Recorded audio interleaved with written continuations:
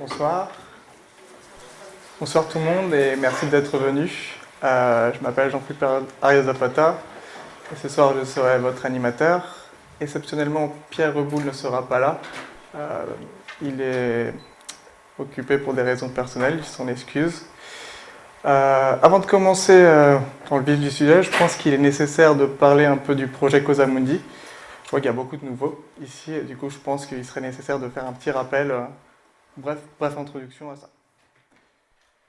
Tout d'abord, eh bien, en fait, c'est un projet qui a été lancé par Pierre Reboul. Pierre Reboul, qui lui est président de l'EBG, qui est une entreprise, un club d'innovation digitale.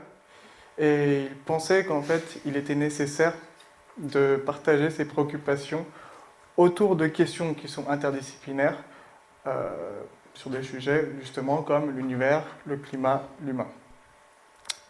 En fait, cette fibre interdisciplinaire est vraiment très forte dans le projet Causa Mundi. Cela se montre justement par le public qu'on vise. On vise un public autant d'entrepreneurs que d'académiciens, mais aussi, dans une moindre mesure, de politiques.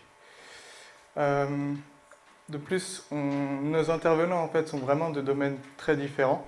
Nous avons déjà eu en fait, des climatologues, des sociologues, un sociologue, un économiste, un philosophe, et ce soir nous aurons du coup 2 physiciens et un philosophe.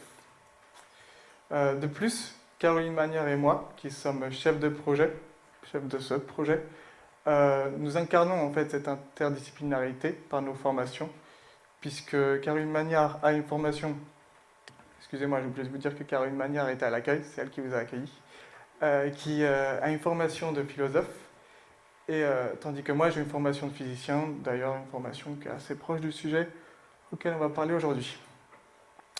Maintenant on peut rentrer dans le sujet. On a du coup ces 3 questions. Qu'est-ce que l'espace-temps? L'espace-temps contient-il tout ce qui existe? Et le temps existe-t-il?